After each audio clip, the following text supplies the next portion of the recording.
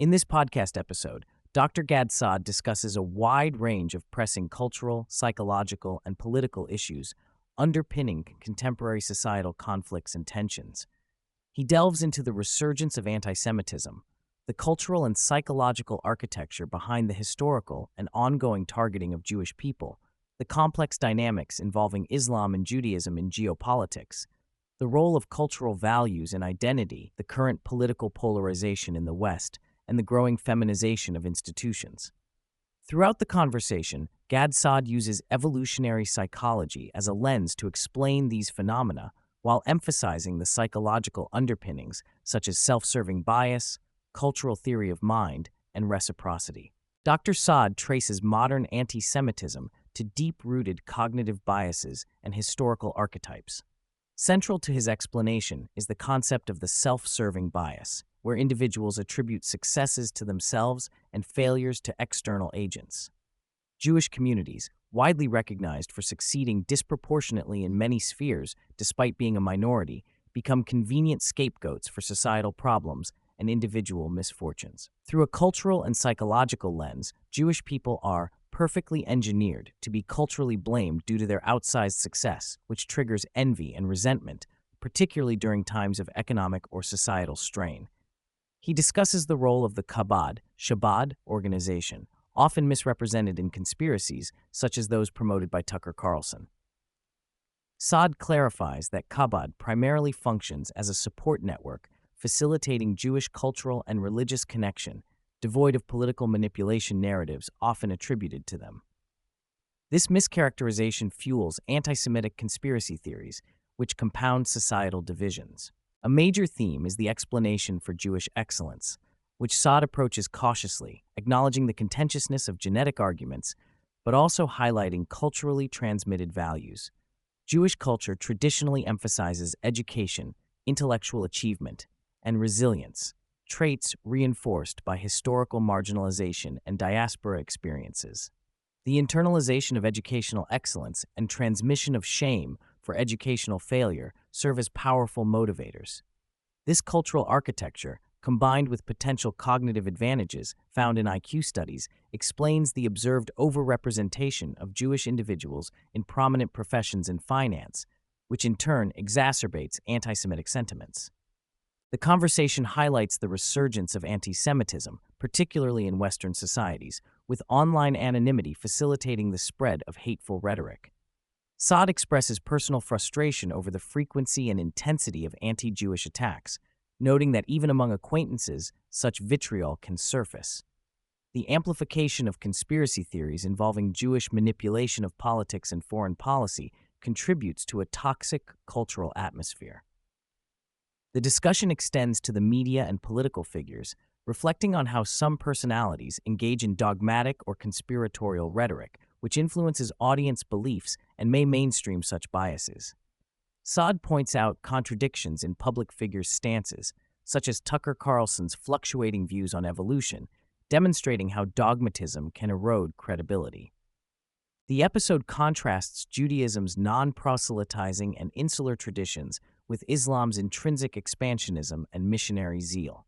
Saad explains that Islamic doctrine promotes the idea of a unified global ummah, Islamic community, transcending race and national identity, with historical mandates for conquest and conversion that have manifested in various forms over 400 years. This fundamental difference creates geopolitical tensions, especially given Israel's precarious position as a small, multicultural democracy surrounded by a vastly larger Muslim population that often seeks its dissolution. Saad also addresses common misconceptions equating Jewish and Islamic extremism by quantifying the threat level. He points out that despite radical elements existing in both communities, the scale and frequency of violent extremism linked to Islam overwhelmingly surpass those linked to Judaism. This asymmetric reality, he argues, is often obscured by false equivalences in political and social discourse. Islamic proselytization strategies, high birth rates, and political activism form a coordinated demographic and cultural approach, sometimes described by Saad as a conquest through immigration, hijra, community growth, and exploitation of Western freedoms. Saad critiques Western liberalism and suicidal empathy, for naively enabling such strategies. The West's lack of cultural theory of mind, the ability to fully appreciate the opposing culture's values and intentions, leads to dangerous misunderstandings and policy missteps. He describes how Western societies often impose magnanimity and empathy under the assumption of reciprocity, which is not always reciprocated, especially when cultural values diverge deeply. Hence, Western hospitality and generosity can be exploited, unintentionally facilitating parasitic relationships detrimental to host societies. Suicidal empathy is a term coined by Saad to describe excessive empathy extended in ways that ultimately harm the empathizer, such as enabling harmful behaviors or unsustainable social policies. This has led to what he calls civilizational seppuku, where Western civilizations metaphorically self-destruct by overextending compassion and sacrificing foundational values and social cohesion. The episode explores how unchecked empathy becomes a form of weakness rather than strength when not balanced by assertiveness and self-preservation. Cultural and political institutions influenced strongly by empathy without pragmatism risk undermining societal stability. Saad discusses the increasing political and cultural polarization in the United States and the West at large, with society fracturing into separate tribes with minimal cross-communication or shared values.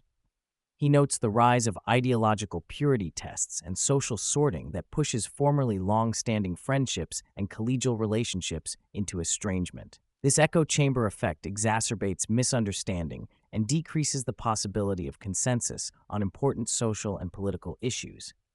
He warns that without a restoration of shared values and the ability to see opposing views with cognitive empathy, societies risk profound fragmentation. A substantial part of the dialogue focuses on the increasing feminization of societal institutions, including education and governance, and how this is linked to the proliferation of suicidal empathy. Saad suggests that traits often associated with femininity, empathy, caring, kindness, while valuable, are insufficient alone to address complex societal challenges. When institutions prioritize these traits over assertiveness, excellence, and truth-seeking, which he associates more with masculinity, they may fail to protect societal interests adequately. He critiques the dominance of certain left-leaning political ideologies in academia and culture for fostering an environment where dissenting or contrarian views are marginalized and where political correctness inhibits intellectual honesty. Throughout the conversation, Saad applies evolutionary psychology concepts such as reciprocity, kin selection, and theory of mind to explain human social behaviors and political orientations. He posits that political leanings correlate with personality and even morphology, noting empirical studies that link physical attributes like grip strength with ideological preferences.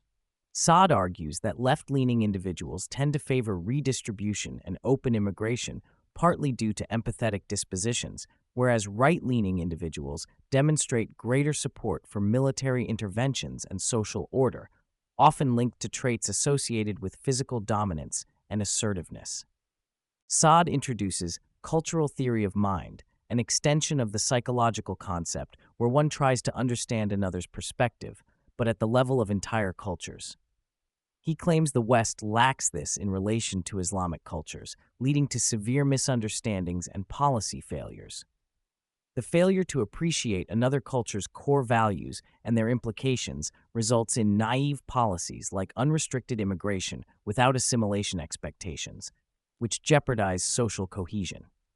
Saad advocates for recognition of differing value systems and the necessity of host societies defining and enforcing their cultural norms.